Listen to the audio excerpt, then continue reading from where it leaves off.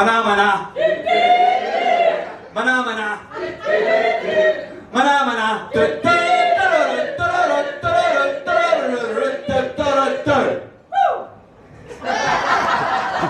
Mana mana. Mana mana. Mana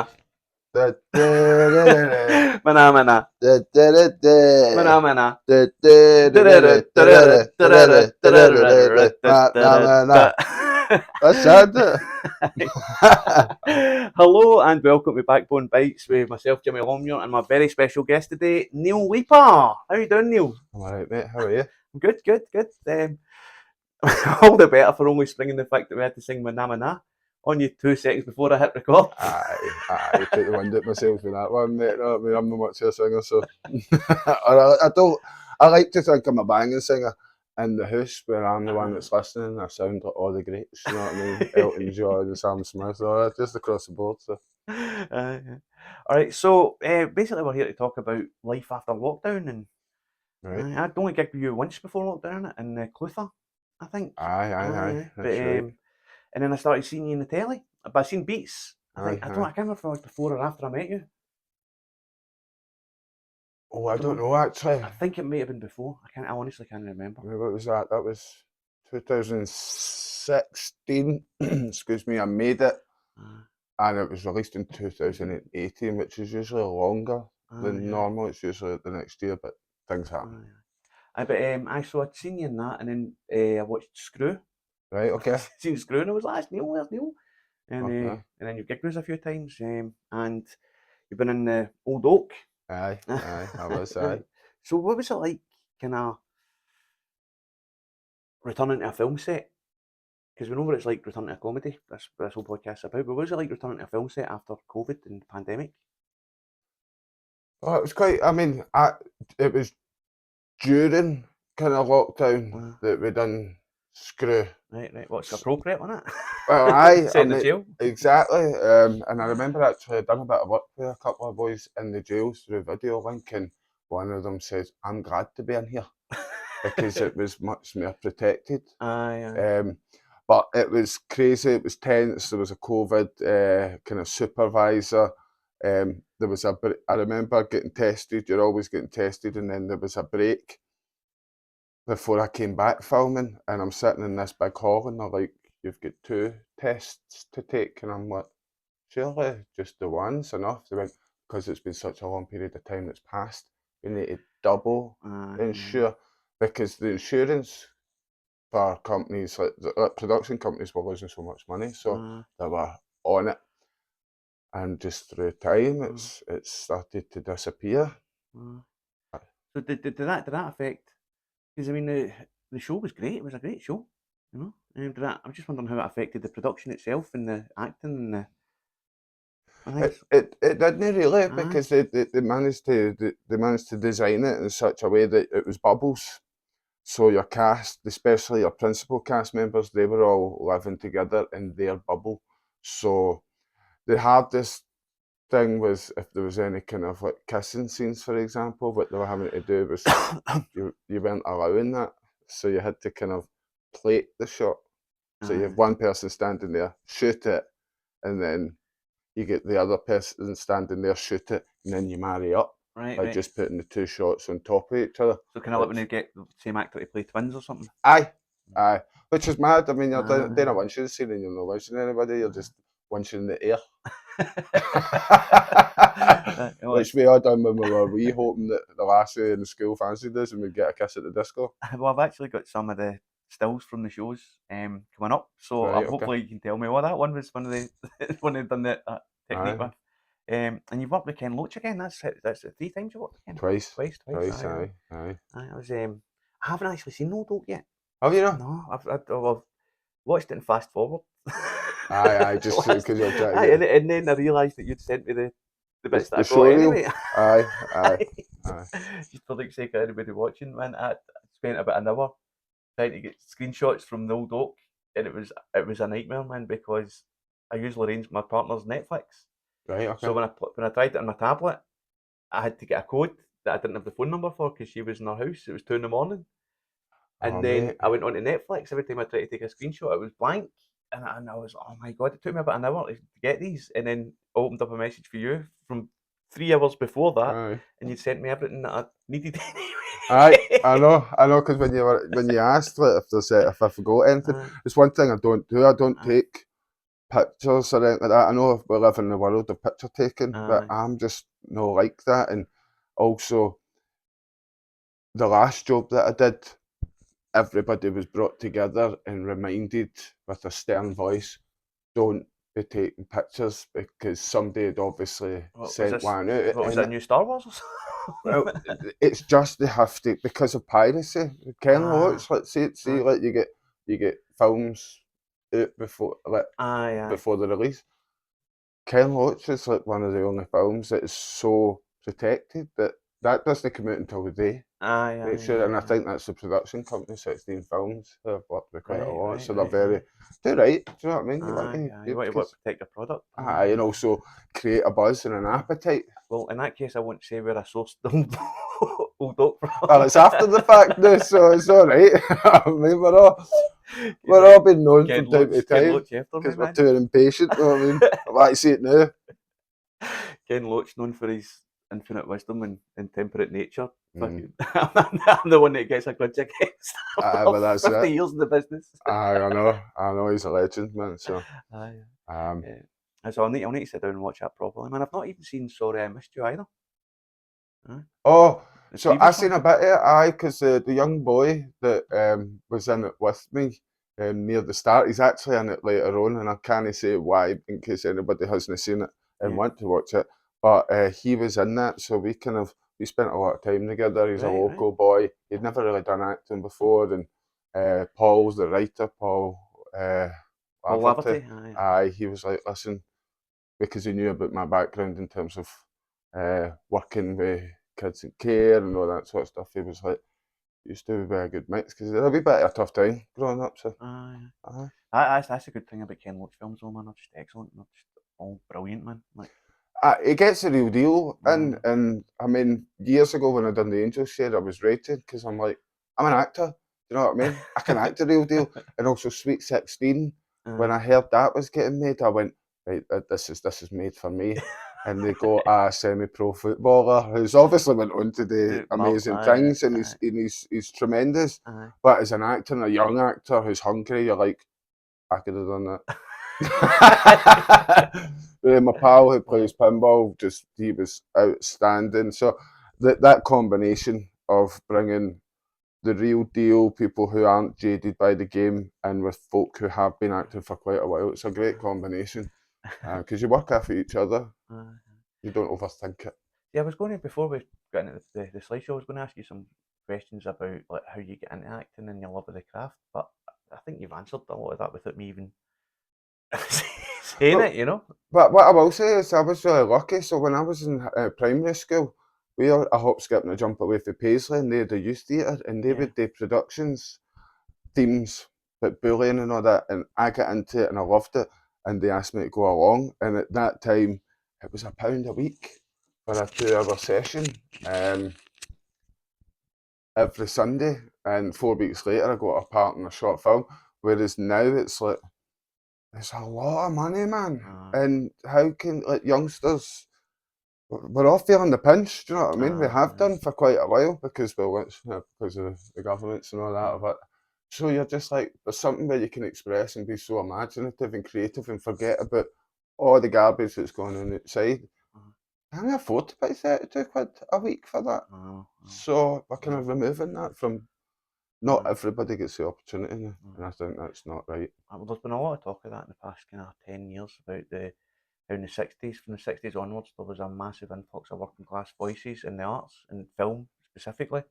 People like Michael Caine coming through, and just it was a diversity that's now starting to be missing, but it's almost been replaced with this idea of diversity that's not really reflective of the society that it's in, you know?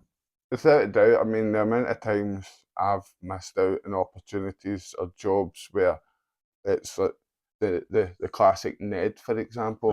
I come for a scheme, you know what I mean? Like, I never hung about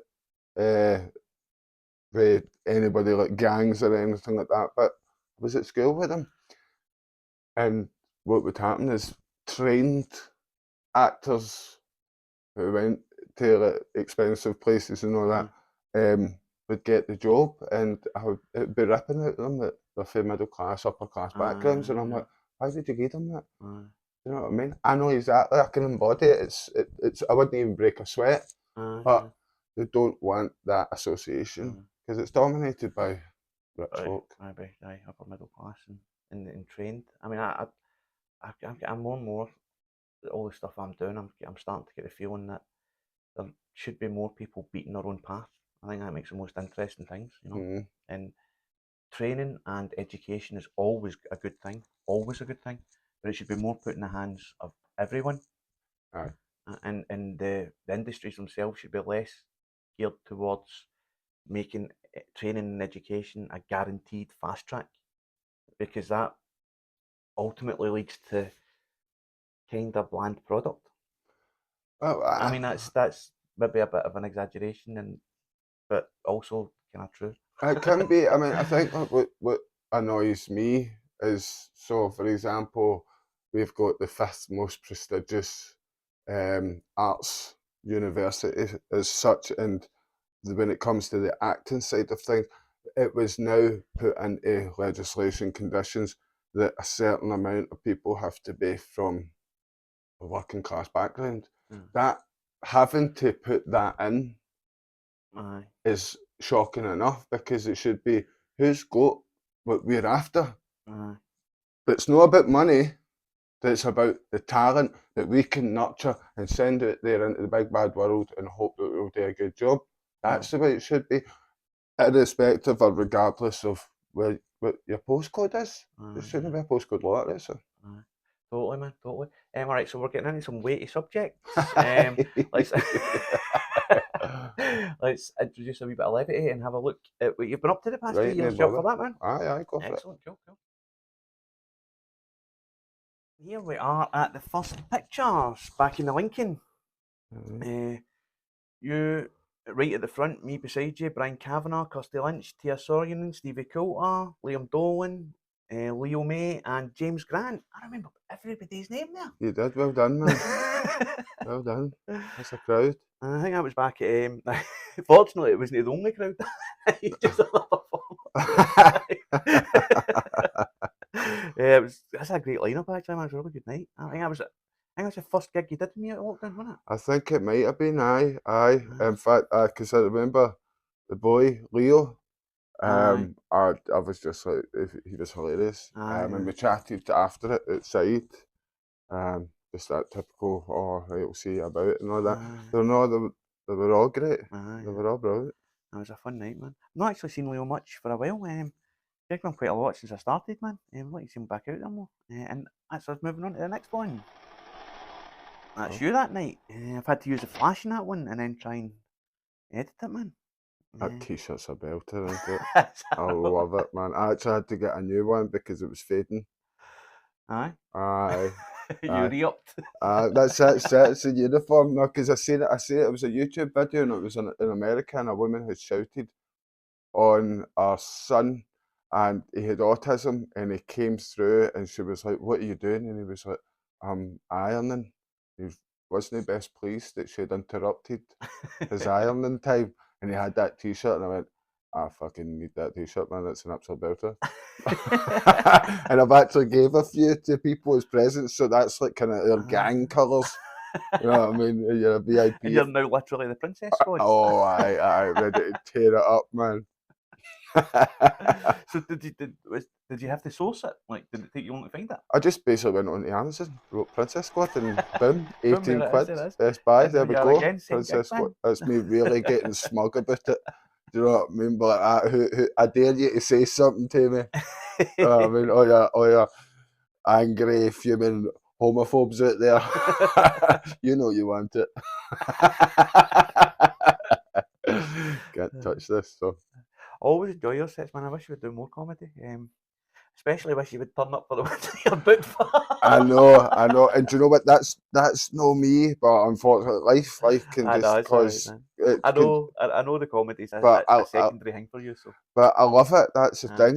It's when I first done it. I didn't think anything would top the buzz that I get for acting. Aye. And then I've done that, and also across the acting community, like I could go on a stage, do a theatre show, I could never do stand-up, and I'm like, I don't want to have that.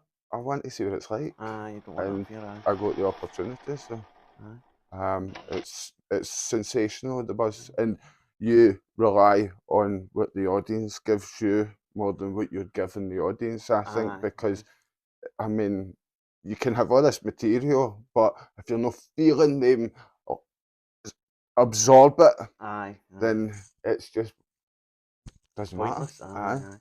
Actually, I've had a long struggle with my material and reacting in the moment. You know, a long struggle with it, man. But recently, my feedback from the stand, which I think I might find an opportunity to mention every single time I'm doing anything to anyone. I'll be in the shop telling people behind the till. It said, what was it? Handles people's emotions very well. Leads from compassion to belter laughs, mixing scripted and improvs. One of the best times we have ever seen him. Brilliant. I also forgot to put the mic stand behind me. So. Even better. I'll take that, man. Again, these are all from the same night. There's me and Liam Dawn in the background, here, there. And the actual audience sitting there, I think about 20 or 30 of them. Like, wow, mob night for Lincoln Labs. I've quite a lot of people I know were there. In fact, did you not have some people from River City there that night as well? So the two of them at the end of the long table in the front, that's Adam and Gary, they were both in it. Funnily enough, the lady sitting just along for them, she's a great pal of mine. Her brother was there, but they had been in a car crash just before it. Oh, right. And so he's came in, up there and just started smashing the pints. And he actually was shouting out a lot too much. And I'm like, if he fucking dares saying anything, I'll need to shut him down. But he bailed. He was having drama with something. He bailed. So he was having drama. He was clearly a trauma victim and he was drinking too much. He's lucky I never mistook him for an act and put him on stage. Exactly, aye. He would have come up with a good state. And there you are, screw, man. Look at the state of that face. I know I should have got him from the showreel. That's you. I think that's you getting a letter writ for you or something from the. That's me trying to. I'm trying to convince the screw, or sorry, prison officer, to help me out and write a letter to my bird. But his name was Mr. Phillips, and I called him Mr. F because I can't spell. Right. Which is great logic. It's great logic. But I loved that. But when I was doing this self-tape, the breakdown, the writer had said that he'd worked in the prisons, and unlike all the stuff you see on telly about prisons, which is just doom, gloom, misery, he said he had some of the greatest times and the greatest laughs, and that's exactly what I've had. Great people in there, great talent. That's the same scene. That's him again, aye. And then actually, slightly different gun for you there. The thing is, man, my character's no hardy, but these two pictures make me look as if I run the wing. You know what I mean? And I'd more likely be holding somebody's pocket. But actually, I've got my horn doing my jukes. And when we strike the deal, that's when I pull out my hand and he looks at my hand with utter disgust, but still shakes it. 1-0 to the Con. Literally a wee bit of big dick energy there. Absolutely, man. That's what it is. It's a dog-eat-dog world in the jails. I managed, with all my experience of working in the jails, brought that to the performance. It was fun. And the set was outstanding. When you walked in there, you're like, wow, this is a jail. So where was it? Kelvin Hall. That's where they built it, aye. I think I knew that at the time, but... Oh, aye, that's when we pranked. Mr. F, actually, we pranked him. I look as if I've got huge ears there. Well, it's virtually this isn't my camera's fault this time. It is just merely my editing fault. That's hilarious. Well, because the last two you'd been kind of serious looking, I wanted to get one where you were smiling.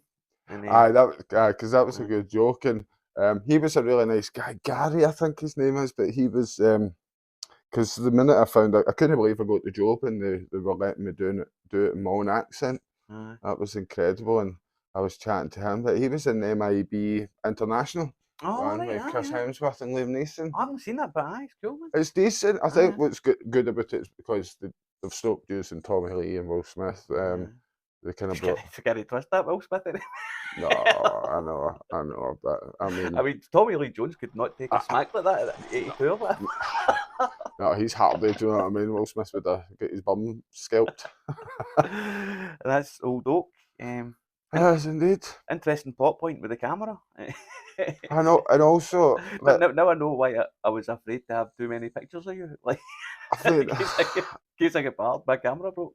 Aye, and that's the thing is about that is that's in Durham, and they are Sunderland, and they put me in a Newcastle top. So see, like the locals were at one point. I was like, I really need some juice. I'm going to walk to the shop, and they're like that.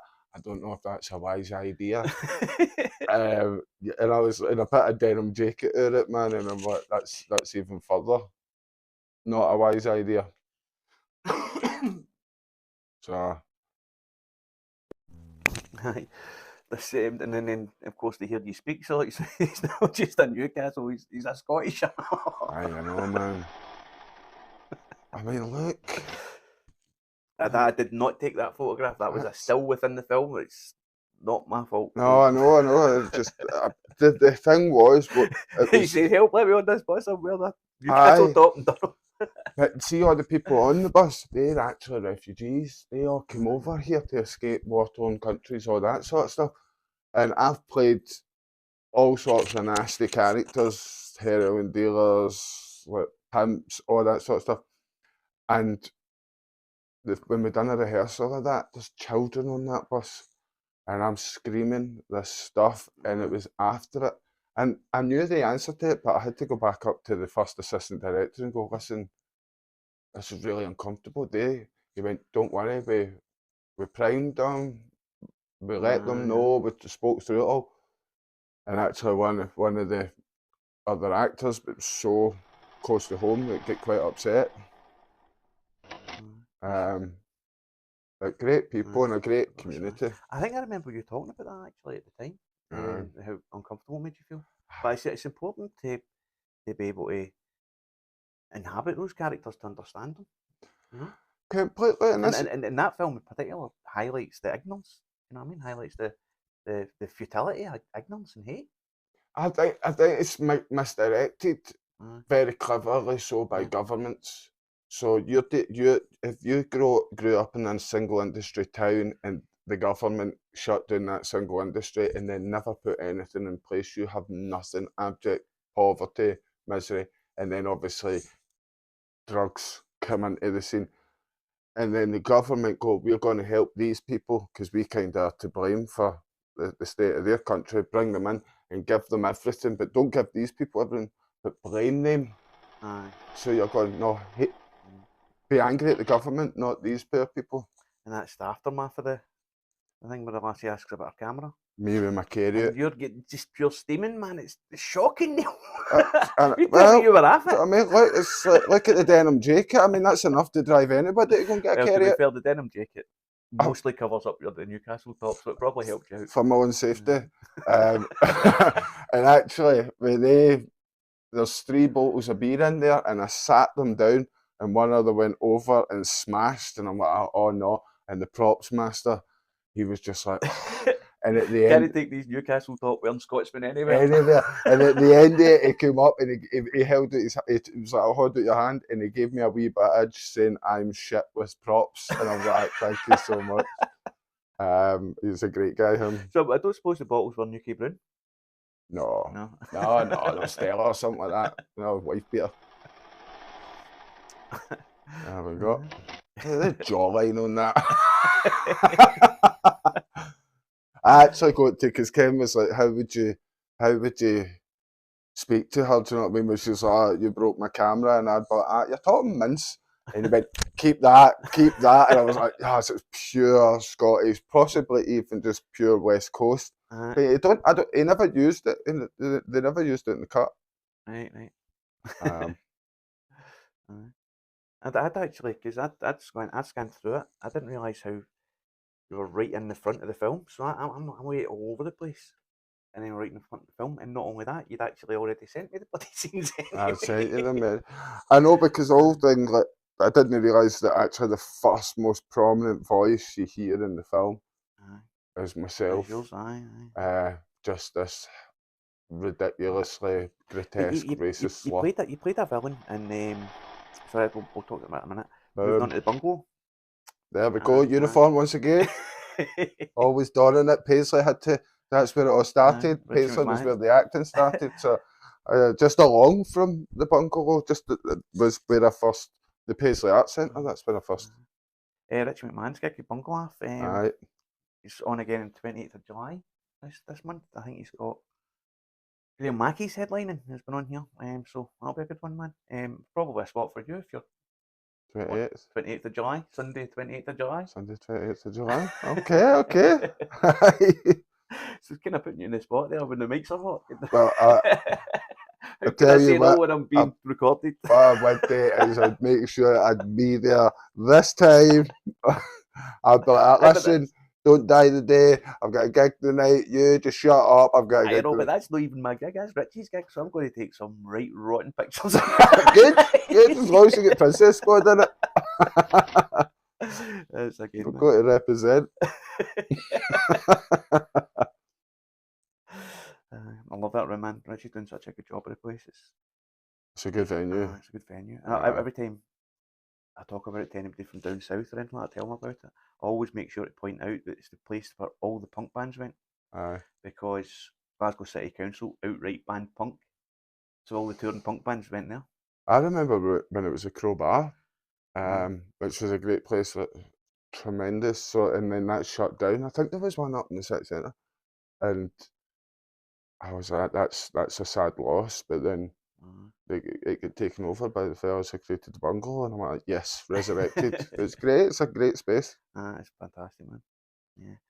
And so 28th of July, Graham Mackey, myself, Richie McMahon, and of course now Neil Leiper. It's been strong-armed, isn't it? That's us back in Lincoln for Halloween. Is it? Aye. Oh, so it is. That was that Halloween one. I think that was the last time you gigged for us, man, actually, last October. That was a good wee night, man. That's when we moved to the Sundays. That was a night. Did you see when the pint glass flew off the table? Oh, that's right. I remember. And everybody's like, "Whoa, that's freaky." That's me religion jokes are finished, man. But I was actually looking for the fishing wire. I was like, "That's a heavy setup, but a good job." Come on. I did the psychic in a few nights later, man. Did she feel anything? Could she feel us? I was a guy job something. Could he feel a spirit? I'm sure he did. That was so bad of me, because I just let you. We had the psychic in. I went, did she feel anything? As if. I mean, they are predominantly women, but it's not. She felt a bit strange because she had a cock. Enough from a spirit, or that's me cancelled for some kind of transgender. But it wasn't. It was about your misogyny. There we go. That's it. That's absolutely. I got a couple of you doing that forward shouting thing from that night, man. I like that. I love the Lincoln as a wee venue, man. It's quite hard to get people in, especially since the loss of the chip shop, Freddy's, and the newsagents. But it's worth continuing, man, because when we get it full, it's a great room. And even the smaller crowds, like about 15 to 20 is enough. You know, but there's been a couple of nights when there's been very few people. There's been under 10 there, and it's just not a good night. It's hard. I mean, it's tough. But I love the place. I love John and Denise that run it. They've let me do so much, so I'm wanting to get back there soon. I think I'm maybe going to go fortnightly from September. Right. I don't know. We'll see. But we're definitely registered for the festival and all that next year, so we'll see. There you are with the lunch. Back to the lunch poses. The lunch, man. People are not sure if it's for real or not. Because that's the bad racist out of the old oak, man. Don't fuck with him. Aye. I know. He's been in the jail. I've seen him there. Letter for him, you know what I mean? Aye. Because actually in the old oak we were just like, we were kind of going, why is this Scottish boy ended up in Durham? Like, because he's just been released from Durham, HMP Durham. So maybe that's it. There's a link there. Plus he was wearing a Celtic top in Ibrox, so that's why he left Scotland. Aye. It's got a long history of wearing the wrong top in the wrong area. He get ran it his scheme. As you're talking about it there, man. I just get ran out of that. Aye, ran out of that scheme. Got him a dafty, dealt him his mother's slag. It was a mind worst enemy, what can I say? So I've turned a new leaf, I'm new in Durham, man. And I'm already wearing the ring, fit the tap in the wrong place. That's what I was going to say about Ken Loach. Because you played the villain in Angel Share and in Old Oak. Aye. I bet you if you'd have been in Kes, you'd have been the brother that killed the Kestrel, wouldn't you? I doubt. I hate that Kestrel, man. Well, it's got to go, and it's jealousy. You know what I mean? Aye, but I mean that's always been the way, and I'm trying to steer away from that. I've got a project that's going to be out this year where very kindly I was given a nice guy role. Excellent, man. I know, and it's folk who I've worked with before, and when I got the phone call, they were like, "We want you to play this character," and I'm like, "What? Really?" I thought it would have been this. I went, "It's too obvious, too obvious." And I was like, and actually, when I was doing the film, because we were allowed to ad-lib, I went up to the script supervisor a few weeks into it and went, "Could you tell me if I've swore at any point?" And he was like, "Give me 2 seconds." Came back and went, "No." I went, "I thought that. Good. No swearing." Excellent, man. So I was really chuffed with that. I did have a blade, but I wasn't swearing. But I could see you in a kind of Shane Meadows or the horror guy Ben Wheatley thing. I could see you in a really good role, like in the surface villain, but later on redemption role. I think you'd absolutely smash that, man. Because you play the villain really well, but in like real life you're a lovely guy, a really decent guy. Always like talking, man. There you are at the Lincoln again, with Lauren Stephen, who went on to get on to BBC New Comedy Award. She's been absolutely smashing it. Good on her. I think she's on some kind of world leaderboard for roast battles. What? She's been doing smashing roast battles. She told Jack Traynor, you know Jack Traynor? Yeah, with ginger hair and glasses. Right, okay. She told him he looked like Garfield if he ever took care of him. Oh, that's a belter, that one, isn't it, man? That's the one I remember seeing. There's these 2 American guys going, "She just won the world roast championship with that one." You don't want to be a skinny Garfield. New lasagna for you, mate. Roast battles, I don't know, man. I mean, I think I would probably get some good lines in, but I don't know. I couldn't see myself doing it well. Right, okay. I couldn't see myself doing it well. Competitions and all that as well. Always find a way to mess it up, royal, man. Right. Last time I done a competition was for the Panopticon, and I decided I would just talk freeform for 5 minutes about my week, and I got big laughs, but it was completely unstructured, and Right, okay. there was no way I was going to get through. I mean, with that, but I was also sick of my set. So mixing it up. No, because I didn't do a single bit of material. That's what I mean. I mean, I don't know. I think it just depends. Like, I love slagging folk. I remember being at a party. It was my mate's 50th, and it was his sister and another woman. Sorry, I'll come back to that in a second. It's just this photograph. I absolutely love that photograph. It's a good silhouette. The silhouette is just excellent, man. It's a good photo. I say how much I liked it. I mean, you know my own photos and praising it, but you go back to the party, man. The 50th. And she was like, it was like there was an undercurrent of flirting, right? But I had a few in me. I was feeling good, man, and I was just. I mean, each line that was coming out was just bringing her down, man. But she was laughing. She was loving it. It was hilarious. And that's the end of the slideshow. Aye. It's the last photo, pretty much as we came in. A team photo with myself, yourself, Andrew Durnan, Robin Zatina, Tia again, Tia Sorjonen, Ray Coley, Carol Miller, John Purves, and Alec McNair. Aye. No way, man. I've actually done that twice. Remembered all the names. There you go. You got a rhythm. The opposite of Joe Biden. I mean, imagine calling Zelensky Putin, that's heavy. That guy's fighting for freedom. The other ones, no. Did you know, actually, they've been talking about the motivation of the shooter for Trump? And he was actually just trying to introduce a bit of equilibrium with brain power between them.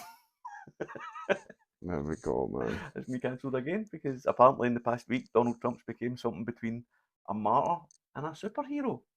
Oh, Shot his ear. It's always going to happen. Did you see the thing about Jack Black's? He just wanted out of that, man. They fell out. There's been tensions in the tour, right, and he was just waiting for that, man. Oh, well, that was aye. I don't know anything about. There's a film called Bob Roberts. It's about a shady Republican candidate that has a false assassination attempt halfway through his run, and I put a thing up about it on Facebook, and I think it was a genuine assassination attempt. I genuinely believe it was they tried to kill him, but I also believe it was a complete product of the atmosphere that's been generated by both sides of that thing. You can't say all that stuff. I mean, we don't condone it, but you can't incite such hatred towards different groups of people and not expect any backlash. But the ultimate crux of the story for me is, what does it all boil down to? What happens when you're allowed access to guns? It's guns. We don't have that here. I mean, don't get me wrong, we've lost politicians, aye, but it's guns, and they don't want it. Also, that his running mate, Chris Vance, talking about Britain's going to become an Islamist country. Stick to dealing with your own country, mate. Shut up, man. Unfortunately, they didn't get any oxygen, which I think is brilliant. Like, it was just completely ignored by Rayner and the rest of the current government. But it's weird, because obviously Biden is getting older. Try to make excuses for the guy, and it's hard. Getting older. It was a slip of the tongue, and that's been all over the newspapers until it got knocked off by this assassination attempt. JD Vance says something that was comparable to Biden, a deliberate mistake, an inciting remark, and like as you're saying, falls by the wayside. In fact, it happens in the same day as announced as Trump's running mate, just about. You know what I mean? It's terrifying, absolutely terrifying. But I always thought with Donald Trump, they should have just let him get on with it and suffered the years, and there would be less trouble. Now, I wouldn't be surprised if he sets fire to the Bill of Rights as his first act.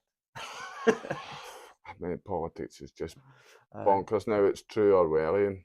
And yet, he wrote a book about it, and it seems as if they're following it to a T. So how do we combat that? Well, we started the slideshow to get off away to topics, and here we are again. I know. So let's get back on camera and find out what you've got for the future, man. Right. So we've looked at the past. What about the future? What does it hold for you? What does it hold for me? Que sera sera, Neil? What's going on? Well, I've got a couple of things that are going to come out. So there's a film coming out. I don't know the specifics when, but it's all you haven't remained tight-lipped. But I done it last year. It was an incredible opportunity. I was buzzing, and I was away for about 7 weeks. I remember that actually. It was Fringe time as well, wasn't it? August. Aye, because I was hoping to do that, and then this came in, and actually it got bumped forward, which meant that everything was just sidelined. That's what happens, and it's a character that I don't usually get to play, which is a nice guy, and it was incredible. It was an incredible experience. So, and then a couple of other things. So is that something that you still can't talk about the details of it? Really, aye. I know. Can you say when it's expected to land? I reckon it'll land in the autumn.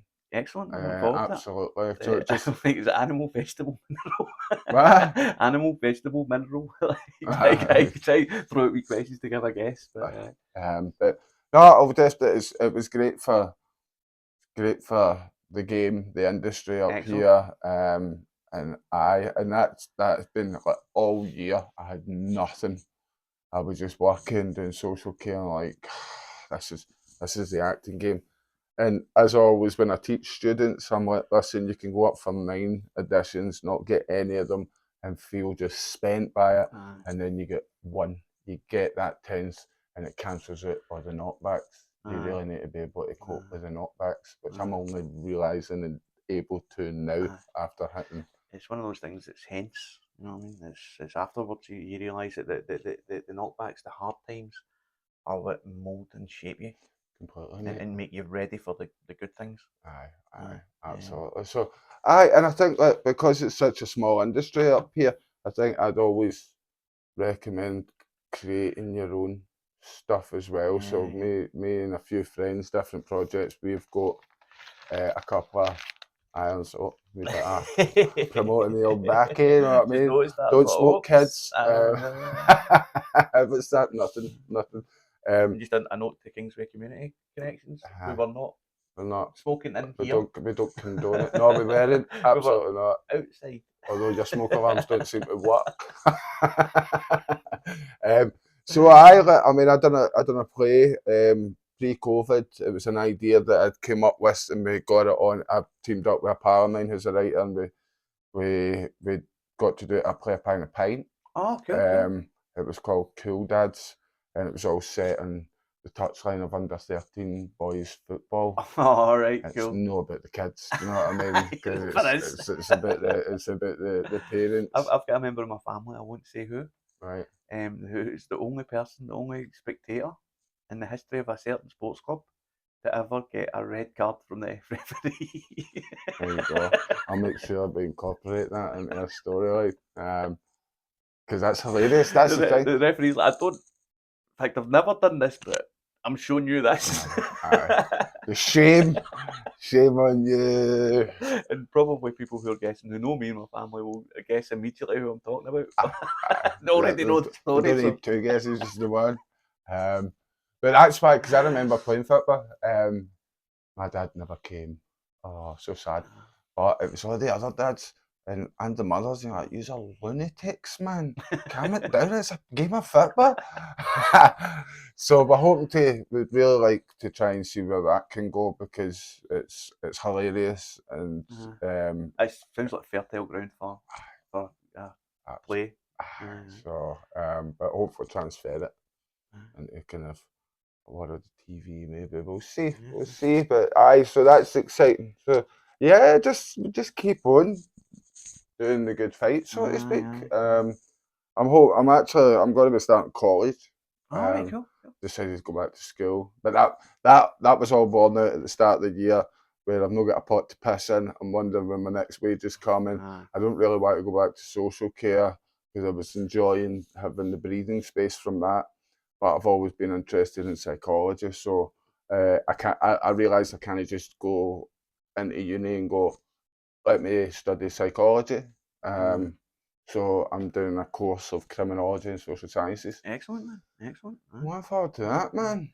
Maybe get into the psyche further of some of your characters. Absolutely, man. Absolutely. That's the thing, because it is all psychological. It's all trying to work out. It's all getting under the skin of people and different characters and what makes you tick. So when you're doing that, you're kind of subconsciously already kind of scratching at that surface. So. That's how I feel as well, because I've started preparing for a radio show. I've told you about, we're going to get you on the Funeral Pyre playlist. And as soon as you tell people that concept, it sounds morbid. But immediately people start thinking, what songs would I want at my funeral? And I'm getting phone calls, like, you know what I mean, like middle of the night, like, oh, by the way, man, I think I might know what I want in my funeral. Can I come on? And I'm like, aye, but I've already got about 15 interviews. I know. I mean, the thing is, like, because I've told you before, I had this whole kind of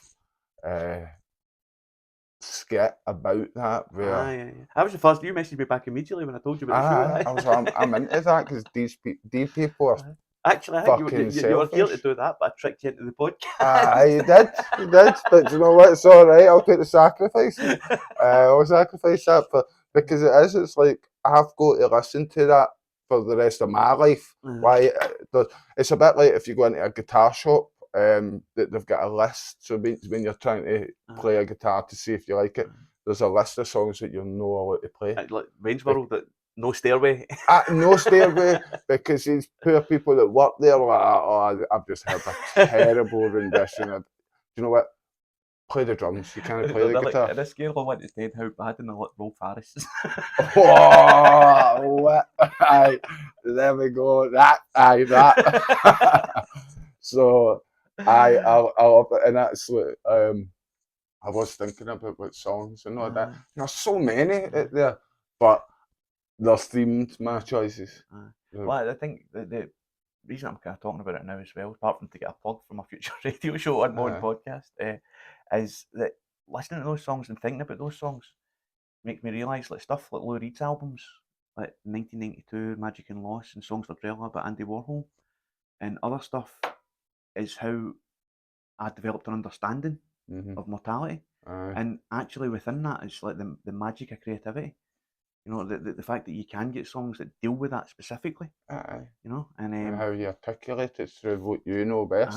And it's the same for any creative endeavour. You know, Absolutely. like I've genuinely got a complicated relationship with Glasgow. Like I kind of don't want to be here. Everybody that I love's here. Right. My life's here.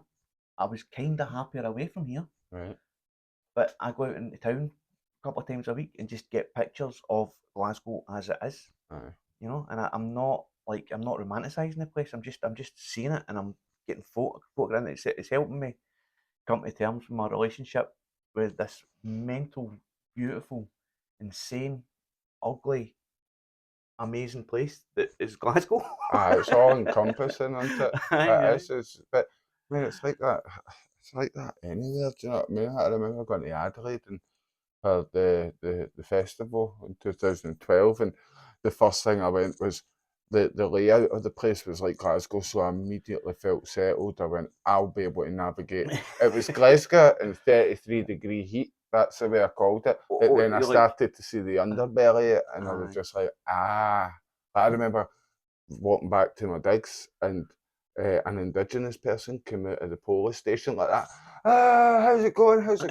And the police had arrested him, but gave him his stuff back, and that was a 1.5 litre bottle of methylated spirits, which they knew he was going to get mad with.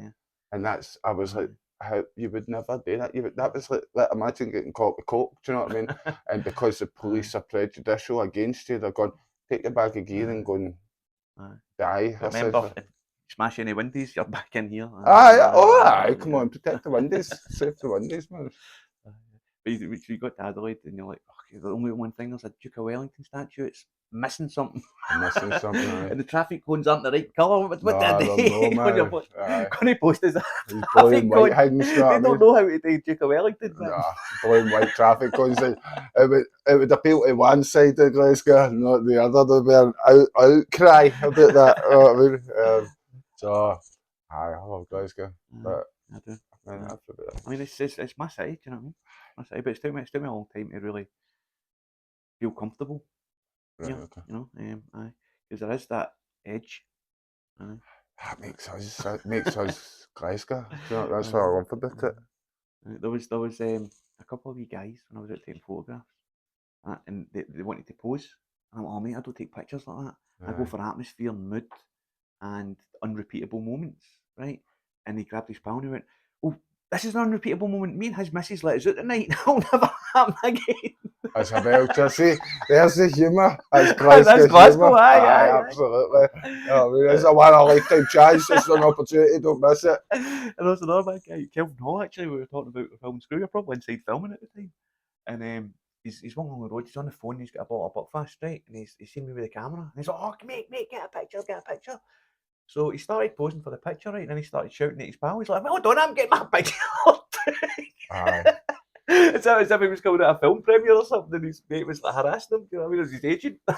It's hilarious how folk act like that. Let's see the amount of times I've been on a film set and it's out in the street, and basically folk walk past me and like, "Are you shooting a porno?" Like that. Yes, mate. That's exactly what we're doing. That's exactly. I can't believe you sussed that out in just one quick glance. Shut up, man. It's not. Are you joking? Up against the Duke of Wellington, do you know what I mean?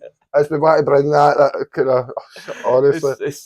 It's no a normal porno, but the horse is involved. And the horse is definitely involved, because the appetite for that is And the bit that you're really not going to like is, so is the traffic cone, and so are you. And you, aye, you'll not see it coming. That'll come. The horse will come. Alright, that's still a dark note, but a bit fruitier, man. Aye, That's a good place to end it, I think, people make Glasgow. Alright, mate, thanks so much for coming on. Yeah, a pleasure. See you again soon, man. Absolutely. And have a good rest of your year, man. And you. Mana mana do do do do do. Mana mana do do do do. Mana mana do do do do do do do do do do do do do.